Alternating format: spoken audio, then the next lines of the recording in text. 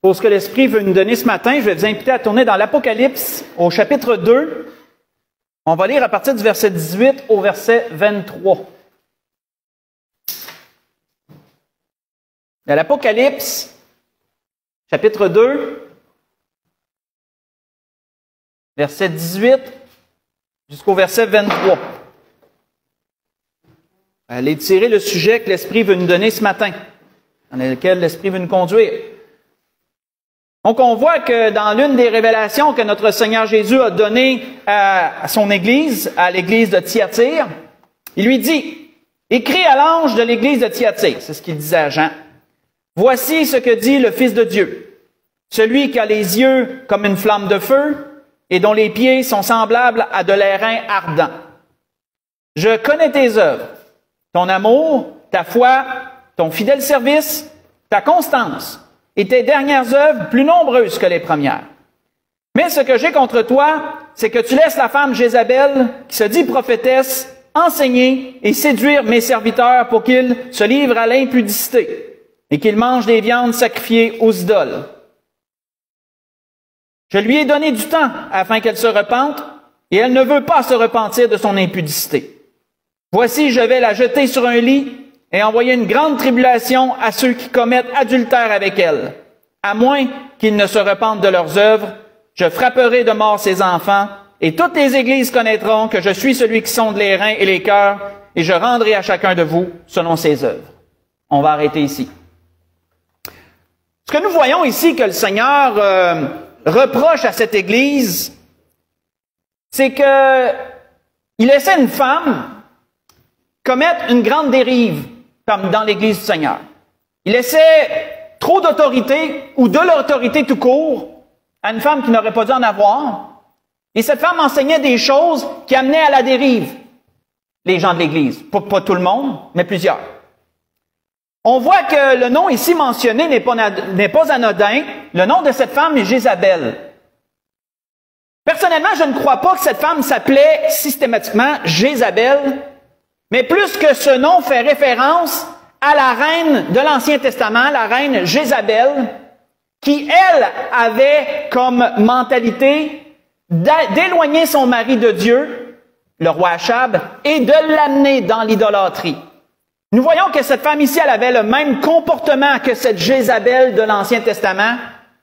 Et donc, personnellement, je crois que c'est pour ça qu'elle a été appelée Jézabel. Elle était animée du même esprit qui est le malin en arrière de tout ça, que Jézabel, et elle attirait des gens à aller vers les idoles au lieu de demeurer avec Dieu. Mais, frères et sœurs, ce sur quoi l'Esprit veut attirer notre attention, ce qui est surprenant de la part de Dieu, et nous allons voir que c'est une façon que Dieu a d'agir, et l'Église doit lui porter attention à cela, c'est que notre Seigneur, Dieu, lui a laissé le temps de se repentir. On voit que le Seigneur disait, je lui ai donné du temps afin qu'elle se repente. Dans notre mentalité, nous pourrions classer comme une chose vraiment dire, elle attire délibérément des gens dans l'idolâtrie. Il n'y a pas d'orvenésie à faire avec ça. Il n'y a pas à tergiverser, puis à étirer, puis à extrapoler, puis non, coupable, condamné. On pourrait penser comme ça. Et en tant qu'être humain, on pense comme ça. Mais Dieu, lui, donne du temps. Malgré la clarté du péché, malgré le fait que cette personne, c'est volontaire, c'est délibéré, Jésus lui dit, je lui ai donné du temps afin qu'elle se repente. Et ça, c'est quelque chose, frères et sœurs, quand on y pense. C'est quelque chose. Pourquoi Dieu, et on va dire notre Seigneur Jésus, agissent ainsi? Pourquoi Dieu agit-il ainsi? Pourquoi Dieu, malgré la culpabilité évidente, donne du temps pour se repentir? Faites juste écouter. On voit que l'apôtre Paul le disait aux Romains. L'apôtre Paul disait ceci aux Romains, à certains Romains, du moins il disait ça dans sa lettre à l'Église de Rome, mais il parlait à un certain groupe, plus particulièrement aux Juifs. Il dit, « Oh, méprises-tu les richesses de sa bonté en parlant de Dieu, ou méprises-tu les richesses de sa bonté, de sa patience et de sa longanimité, ne reconnaissant pas que la bonté de Dieu te pousse à la repentance? Mais par ton endurcissement, par ton cœur impénitent, parce que c'est un peu ce que cette Jézabel avait fait, parce qu'il dit, je lui ai donné du temps pour qu'elle se repente, mais elle n'a pas voulu se repentir. Donc, on peut faire un lien avec ce que je suis en train de vous lire. Je vais vous donner l'endroit dans pas long. Par ton endurcissement, par ton cœur impénitent, tu t'amasses un trésor de colère pour le jour de la colère et de la manifestation du juste jugement de Dieu, qui rendra à chacun selon ses œuvres. Il réserve la vie éternelle à ceux qui, par la persévérance à faire le bien, cherchent l'honneur, la gloire et l'immortalité, mais l'irritation et la colère à ceux qui, par esprit de dispute, sont rebelles à la vérité et obéissent à l'injustice. Tribulation et angoisse sur tout homme d'homme qui fait le mal, sur le juif premièrement et puis sur le grec, et gloire, honneur et paix pour quiconque fait le bien, pour le juif premièrement, puis pour le grec, car devant Dieu, il n'y a point de favoritisme. Ce que je viens de vous lire, c'est dans Romains chapitre 2. Romains chapitre 2, j'ai lu à partir du verset 4. Verset 4 jusqu'au verset 11. Comment pouvons-nous voir, frères et sœurs, la bonté de Dieu en action? Comment pouvons-nous voir la richesse de sa bonté, la patience de Dieu et la longanimité? Parce que entre patience et longanimité, il y a une petite différence. La patience, c'est d'être capable de supporter le temps et demeurer constant dans quelque chose, d'endurer. Mais la longanimité, c'est la patience à supporter la souffrance. Donc la longanimité, il y a quelque chose d'ajouté là-dedans. Quand tu es empreint de longanimité, c'est que tu souffres patiemment. C'est que tu encaisses et tu es capable de gérer. Tu es rempli de longanimité. Donc c'est un peu comme une branche de la patience, mais sur le sens que tu endures la souffrance spécifiquement. Et tu demeures dans ces choses malgré tout. Comment pouvons-nous voir les richesses de bonté de Dieu, de patience et de longanimité? C'est à travers du temps qu'il donne pour se repentir. C'est comme ça qu'on est capable de voir ça. Si quelqu'un demanderait « Comment je peux voir que Dieu est bon? » Bien, Dieu est bon parce que tu es encore vivant. Malgré le fait de la façon que tu vis, Dieu te donne encore du temps pour te repentir. C'est ça qui te montre comment Dieu est bon, puis qui est patient, puis qui est rempli de longanimité à ton égard. L'Esprit veut nous amener à aller ajouter un peu quelque chose à ce bagage pour ensuite naviguer dans ces eaux. Tournons dans la Genèse, il faut aller le chercher loin, aller chercher autre chose. Pourquoi Dieu fait ça aussi, entre autres? Pourquoi Dieu a cette façon d'agir? Dans la Genèse chapitre 15, une chose qui a été dite à Abraham, et ça nous fait un peu bien, comment je pourrais dire, humblement, plonger dans la tête de Dieu, voir comment Dieu agit sur une certaine chose. Pourquoi Dieu agit comme ça? Et je dis bien humblement, parce qu'on sait que l'intelligence de Dieu est infinie et qu'essayer de le sonder serait impossible. Parce qu'on ne peut pas en connaître les limites de son intelligence et de son raisonnement. Dieu va bien au-delà de ce que nous, on est capable de faire et de penser. Mais on peut reconnaître certains traits de Dieu. Et on peut comprendre pourquoi Dieu agit de telle et telle façon. Parce que la parole de Dieu nous le fait connaître. On voit dans la Genèse chapitre 15, pour vous mettre dans le contexte, à ce moment-là, Dieu renouvelle ses promesses à Abraham et en plus, Dieu fait alliance avec lui, comme les hommes faisaient alliance à l'époque, en tuant un animal et en le séparant en deux et en marchant entre les morceaux. Ça semble macabre, mais c'était une façon à l'époque de prêter serment, de faire alliance ensemble. Et on voit que, pas besoin, nous autres, on ne le lira pas, mais si vous voulez lire à partir du verset 7 jusqu'au verset 11, ben ça démontre qu'est-ce que Dieu a dit à Abraham de faire pour un peu établir l'alliance qu'il allait faire avec lui. Mais il nous est dit à partir du verset 12, c'est là qu'on lit, nous, au coucher du soleil, un profond sommeil tomba sur Abraham. Et voici une frayeur et une grande obscurité vinrent l'assaillir. Et l'Éternel dit à Abraham, sache que tes descendants seront étrangers dans un pays qui ne sera point à eux. Ils y seront asservis et on les opprimera pendant 400 ans. Hein, ça, on fait référence à l'esclavage de l'Égypte, ce qui n'était pas encore arrivé. Dieu lui parle d'avance ce qui allait arriver pour sa descendance. Mais je jugerai la nation à laquelle ils seront asservis, pensez aux 10 plaies d'Égypte, et ils sortiront ensuite avec de grandes richesses. Aussi la suite. Toi, tu iras en paix vers tes pères, et tu seras enterré après une heureuse vieillesse. À la 4e génération, ils reviendront ici. Juste une parenthèse que je vais ouvrir et refermer. Je l'ai déjà mentionné, mais c'est toujours bon de... on se demande parfois, nous, comment calculer les générations. Comment la Bible calculait-elle les générations? Ben, on voit ici 400 ans d'oppression, et qu'est-ce que Dieu dit? À la 4e génération, ils reviendront. La Bible calcule les générations en termes de 100 ans. C'est ce qu'on peut en conclure. Que 100 ans est une génération, 100 ans est une génération. C'est pourquoi Dieu parle de 400 ans d'oppression et qu'il dit à la 4e génération, ils reviendront ici. Donc, faire le lien ici. Je vais juste refermer cette parenthèse. On voit qu'il est dit par la suite, et car, à la 4e génération, ils reviendront ici, et ça c'est le point important, car l'iniquité des Amoréens, les peuples qui habitaient présentement dans le pays, l'iniquité des Amoréens n'est pas encore à son comble. Quand le soleil fut couché, il y eut une obscurité profonde, et voici, ce fut une fournaise fumante, et des flammes passèrent entre les animaux partagés, et en ce jour-là, l'Éternel fit alliance avec Abraham. Là, on ne lira pas la suite, mais vous voyez que Dieu a été seul entre les morceaux. Il n'a pas demandé à Abraham de marcher avec lui. Autrement dit, Dieu s'engageait totalement dans cette alliance et il n'engageait pas Abraham, quoiqu'il savait qu'Abraham serait engagé, s'engagerait lui, mais il s'engageait totalement et seul dans cette alliance pour démontrer comment Dieu est bon. Comment Dieu est bon. Mais, frères et sœurs, notons que la raison pour laquelle Dieu a dit qu'il ne permettrait pas à ses descendants de revenir avant le temps qu'il avait lui-même préparé, c'était parce que l'iniquité des Amoréens n'était pas encore à son comble.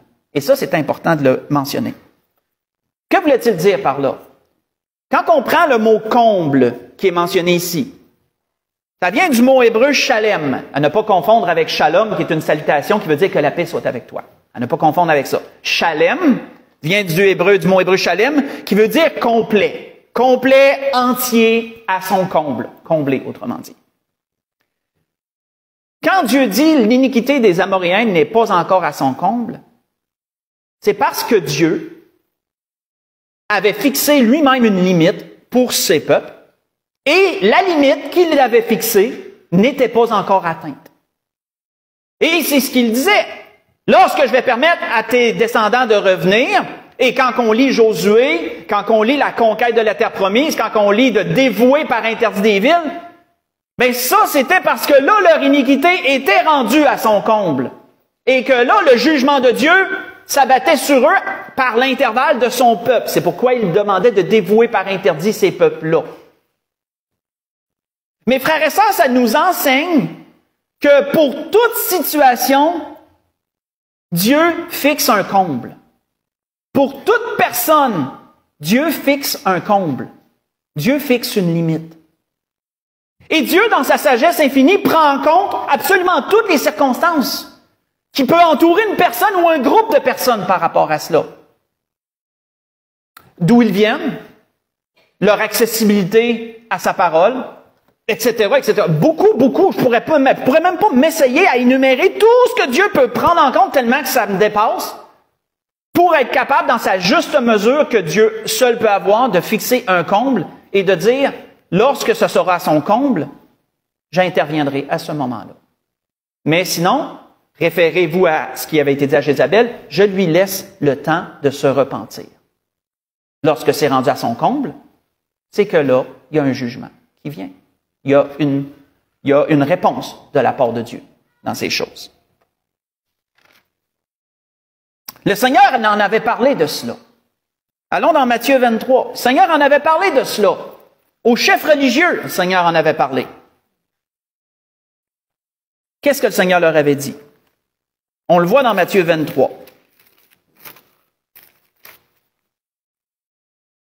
Et vous savez, c'est une façon que Dieu a d'agir. C'est pour ça que Dieu est patient comme ça. C'est pour ça que Dieu est bon comme ça. C'est pour ça que Dieu il est rempli de longanimité comme ça. Puisque Dieu fixe un comble et qu'il attend que ce comble soit atteint, Dieu laisse le temps de se repentir pendant ce temps-là. On voit que dans Matthieu 23, à partir du verset 29, il dit « Malheur à vous, scribes et pharisiens hypocrites, parce que vous bâtissez les tombeaux des prophètes et ornez les sépulcres des justes, et vous dites, si nous avions vécu du temps de nos pères, nous ne serions pas joints à eux pour répandre le sang des prophètes. » Ouais.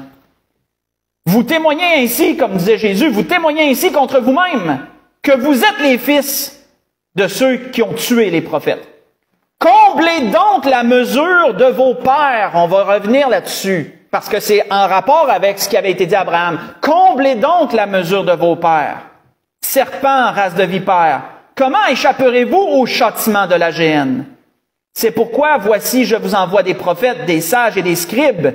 Vous tuerez et crucifierez les uns, vous battrez de verge les autres dans vos synagogues et vous les persécuterez de ville en ville. Ainsi que retombe sur vous le sang innocent répandu sur la terre depuis le sang d'Abel le juste jusqu'au sang de Zacharie, fils de Bachari, que vous avez tué entre le temple et l'autel. Je vous le dis en vérité, tout cela retombera sur cette génération. Juste une parenthèse encore que je veux faire remarquer, il y a un jeu de mots ici très intéressant, c'est que il parle du sang d'Abel jusqu'au sang de Zacharie. Si vous avez remarqué, c'est la première et la dernière lettre de notre alphabet. A à Z. C'est une remarque, c'est un beau jeu de mots, mais pour démontrer quoi? Que, autrement dit, le sang d'Abel jusqu'au sang de Zacharie, c'est de A à Z, c'est de tout. Quand on parle de A à Z, normalement, on dit, ça veut tout englober, hein, ça va tout englober. C'est ce qu'il leur disait. Tout ce qui s'est passé va être englobé et ça va retomber sur la génération là. Quand le Seigneur leur disait, comblez donc la mesure de vos pères, qu'est-ce que le Seigneur voulait dire par là? Le Seigneur, c'est parce que le Seigneur disait ça, parce qu'il savait ce qu'ils projetaient de lui faire, ce qu'ils allaient lui faire éventuellement. Et le Seigneur savait que ceci mettrait le comble à leur péché.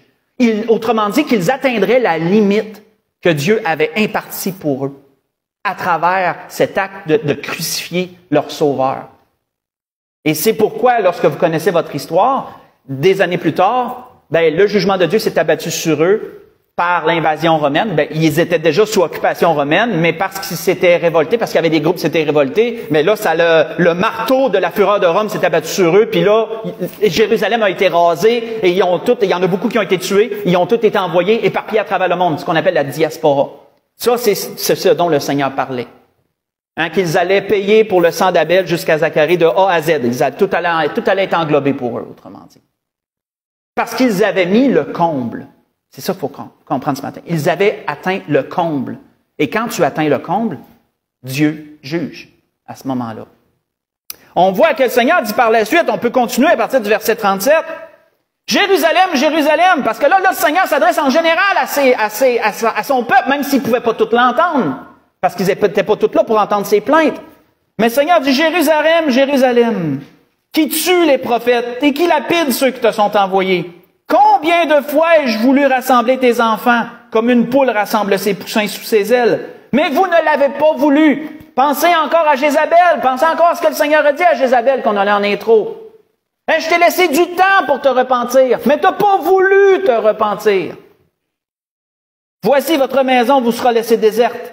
Car je vous le dis, vous ne me verrez plus désormais jusqu'à ce que vous disiez, béni soit celui qui vient au nom du Seigneur. Ça, comme nous le savons, c'est prophétisé dans Zacharie. Un jour, ils vont crier vers le Seigneur. Ils seront dans le temps de la grande tribulation et que les nations seront envahies par des nations et qu'il y en aura une partie qui aura été tuée, qu'il y en aura une autre partie qui aura été obligée de fuir Jérusalem, de fuir le territoire, parce que c'est ce qui va arriver. Ça s'en vient, ça. Bien, ceux qui vont rester vont voir ils vont croire à leur perte et ils vont crier vers le ciel au Seigneur. Et le Seigneur leur a dit, lorsque vous allez crier à ce moment-là, c'est là que je vais revenir vous délivrer. Et je ne reviendrai plus jusqu'à ce que vous sachiez dire, béni soit celui qui vient au nom du Seigneur. C'est prophétique, c'est grand ça. Mais pourquoi Dieu est-il si patient, frères et sœurs? Parce que nous, on n'aurait pas cette patience-là. Nous, on ne l'aurait pas. Mais pourquoi Dieu l'a-t-il? Un prophète avait reçu cette révélation. Faites juste écouter. Pourquoi Dieu a-t-il cette patience? Ce que je désire, c'est Dieu qui parle à travers son prophète. Ce que je désire, est-ce que le méchant meure? Est-ce que je désire que le méchant meure? Dit le Seigneur, l'Éternel, n'est-ce pas plutôt qu'il change de conduite et qu'il vive? Disait-il. Et plus tard, le prophète dit encore, c'est pourquoi je vous jugerai chacun selon vos voies, maison d'Israël, dit le Seigneur l'Éternel. Revenez et détournez-vous de vos transgressions, afin que l'iniquité ne cause pas votre ruine. Rejetez de vous toutes les transgressions par lesquelles vous avez péché. Faites-vous un cœur nouveau, un esprit nouveau. Pourquoi mourriez-vous, maison d'Israël? Car je ne désire pas la mort de celui qui meurt, dit le Seigneur l'Éternel. Convertissez-vous donc et vivez. Ce que je vous ai lu, c'est dans Ézéchiel. Ézéchiel, chapitre 18. J'ai lu le verset 23. Ensuite, j'ai sauté au verset 30 jusqu'au verset 32. L'apôtre Paul avait apporté un jour un témoignage. On s'en va vers la conclusion, mais on va aller voir ce témoignage dans 1 Thessaloniciens 2. Qu'est-ce que l'apôtre Paul avait donné comme témoignage? Et vous allez voir que ça rejoint encore tout ce que l'Esprit nous donne ce matin. 1 Thessaloniciens au chapitre 2. Si on lit à partir du verset 13.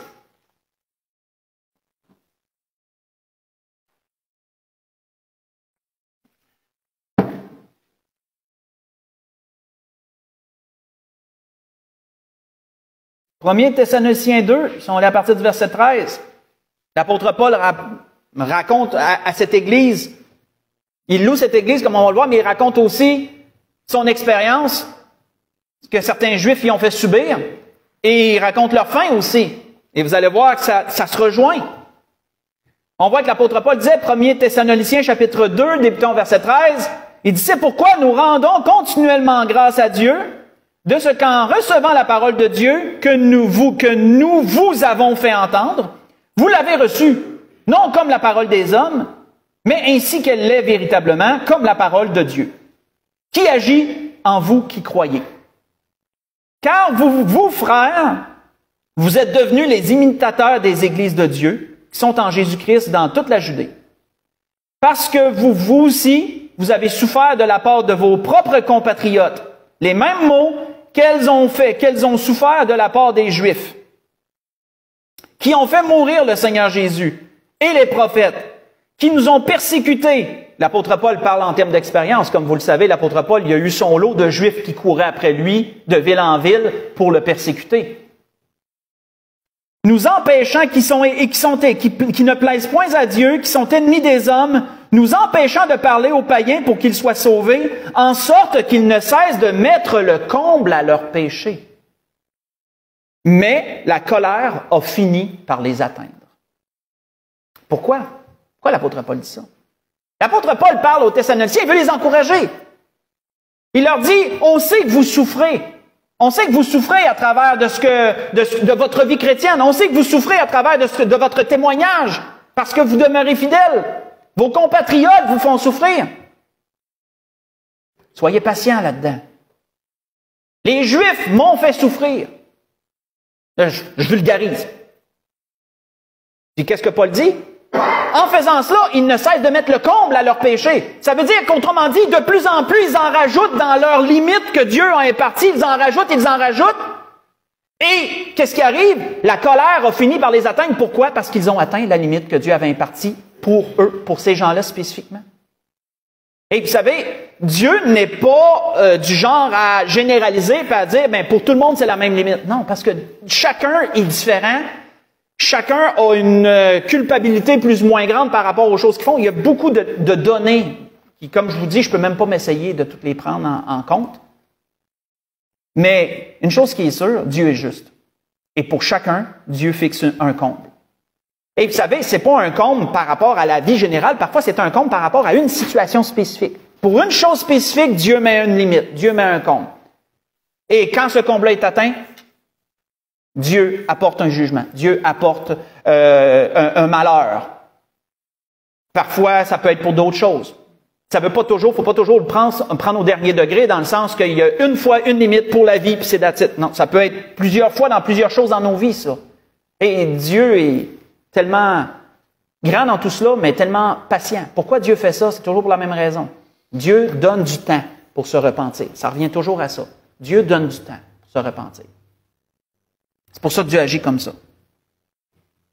On voit que l'apôtre Paul, c'est pour ça qu'il disait aussi aux Romains que de rendre le bien pour le mal qu'ils recevaient. L'apôtre Paul disait ça aux Romains. Puis pourquoi il disait ça? Il dit, en agissant comme ça, il dit, vous allez ramasser des charbons ardents sur la tête de vos ennemis. Vous voyez ça dans Romains 12, verset 20. Encore là, c'est la même image. Si tu ramasses des charbons ardents sur la tête de tes ennemis en rendant le bien pour le mal qu'ils te donnent, ben, c'est comme un comble qui se rajoute, là. C'est comme quelque chose qui se rajoute dans leur comble que Dieu leur a imparti, hein. C'est comme s'ils en mettaient.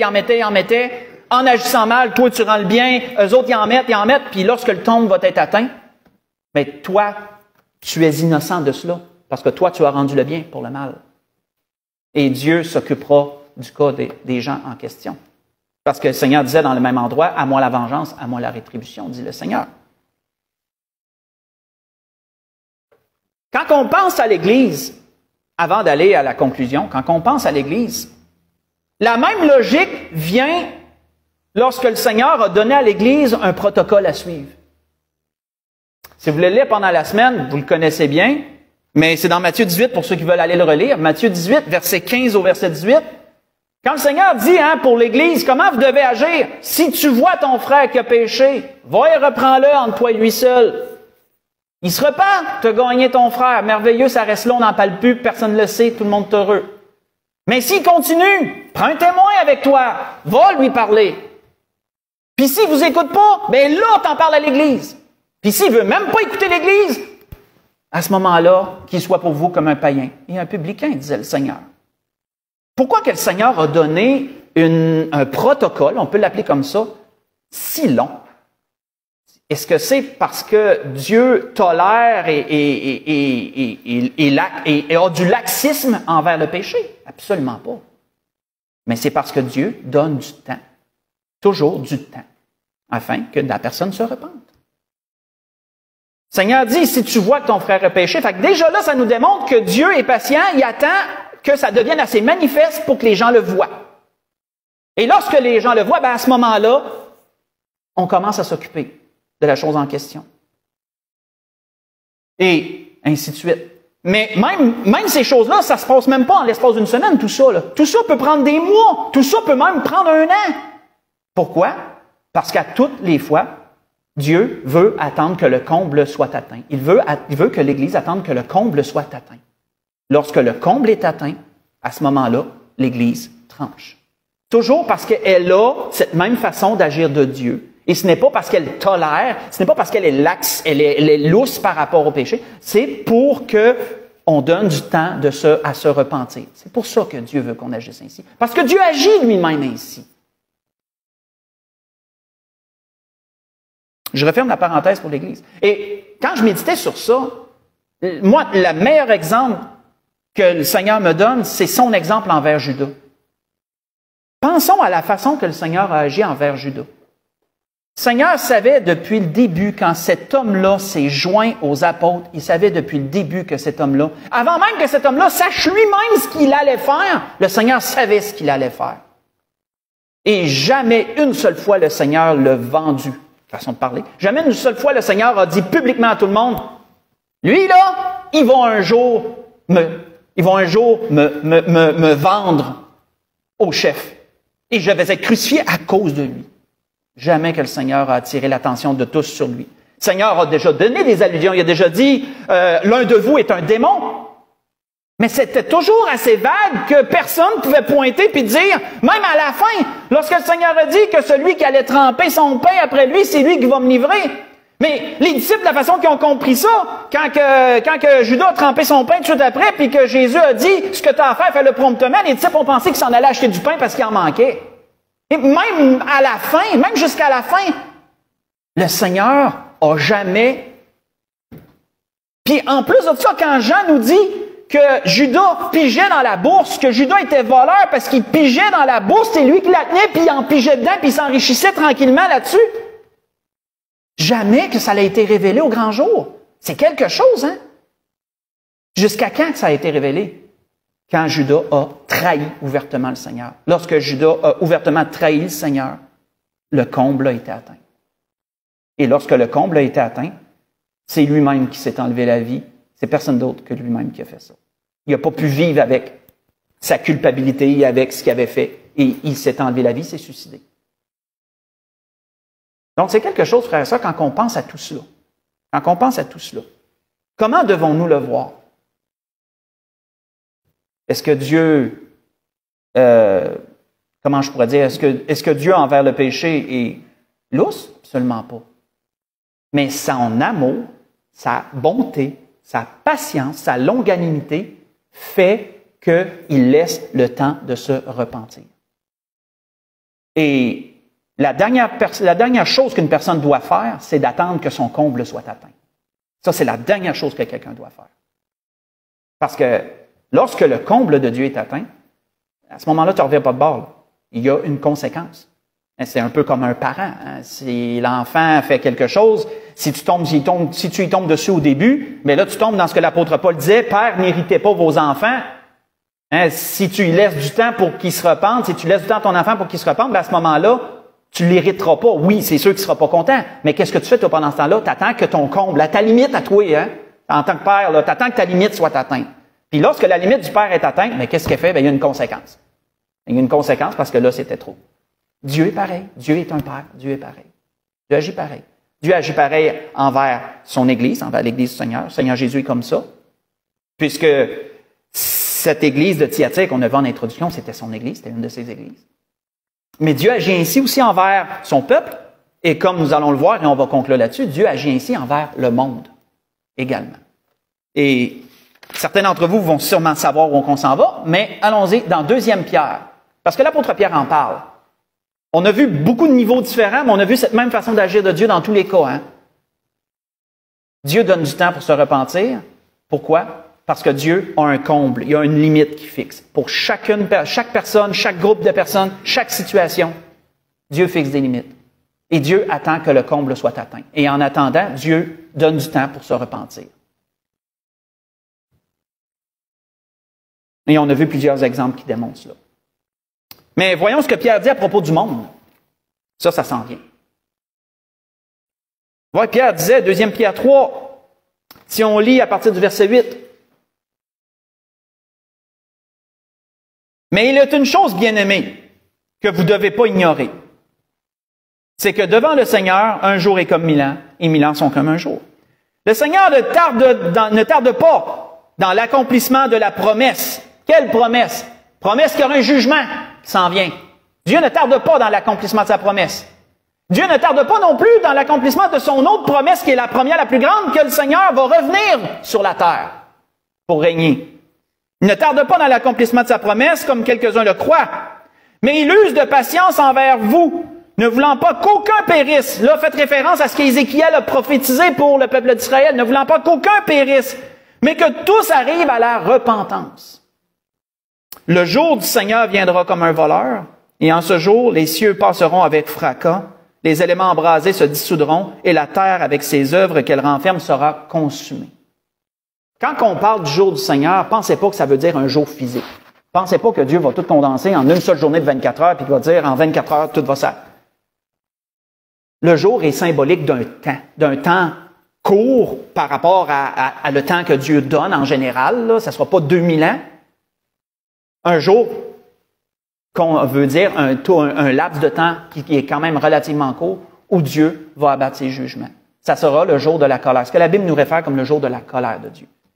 Pourquoi le jour de la colère de Dieu sera si grand? Pourquoi, à ce temps-là, le monde va tellement souffrir? Pensez au comble. Pensez à la patience de Dieu. Pensez au temps que Dieu a donné à se repentir. Avant que le déluge vienne, Dieu, c'était la même chose. Hein? Quand le déluge est venu, c'est parce que le comble avait été atteint. Les gens n'étaient que tournés vers le mal, comme la Bible nous dit. Et c'était chaque jour uniquement vers le mal que leur cœur se tournait. Et là, le comble a été atteint. Et Dieu a fait venir le déluge. Dieu a promis que la terre ne serait plus détruite par le déluge. Mais à partir de ce temps-là, il y a un autre compteur qui a été mis, si on peut, ma référence personnelle mentale, un autre compteur qui a été mis, puis on pourrait dire que là, le comble est à la veille d'être atteint. Puis lorsque le comble sera atteint, la colère de Dieu va être terrible. Pourquoi? Parce que ça fait bien longtemps que Dieu attend. Ça fait bien longtemps que Dieu endure. Ça fait bien longtemps que Dieu laisse le comble, laisse les nations aller. Puis il prêche la repentance, la bonne nouvelle à travers Jésus-Christ. Et le comble est à veille d'être atteint. Mais cette colère-là sera si terrible parce qu'elle sera comme il n'y a jamais eu sur la terre avant. Il n'y en aura point de pareil de colère. Et Dieu, elle est tellement grande que Dieu va préserver son Église, Dieu va préserver les siens de sa colère. Comme Dieu l'a fait par le passé, à travers Noé, à travers Lot, etc., etc. C'était ce que l'Esprit voulait nous donner ce matin. L'Esprit a voulu nous montrer ce matin cette façon que Dieu a d'agir, de donner du temps pour qu'une personne se repente. Et ça peut être dans bien des circonstances. Ça peut être envers des gens qu'on témoigne. Ça peut être envers des chrétiens qui s'éloignent. Ça peut être envers un groupe de gens. C'est envers le monde. Ça peut être dans bien des sphères. Mais toujours la même façon que Dieu a d'agir. Dieu laisse du temps afin que les gens se repentent. Et Dieu a un comble et une limite dans toutes ces choses. Et Dieu attend que le comble soit atteint avant d'agir. Et ça laisse amplement le temps à la personne de se repentir et de changer. Et si elle ne le fait pas, bien à ce moment-là, la colère va l'atteindre. Et c'est pas ça qu'on veut, bien sûr. C'est pas ça qu'on souhaite. Mais Dieu agit ainsi. Et c'est pour ça que Dieu a donné un protocole à l'Église pour agir de la même façon. L'Église agit de la même façon de Dieu dans ces choses, lorsque une chose en question comme ça doit arriver. Et dans tout cela, on peut rendre gloire à Dieu pour la grandeur de sa richesse, la grandeur de son amour, parce qu'elle a été aussi envers nous comme ça. Nous aussi, il y avait un comble aussi pour chacun d'entre nous. Il y avait un comble au-dessus de nos têtes, on ne le savait même pas.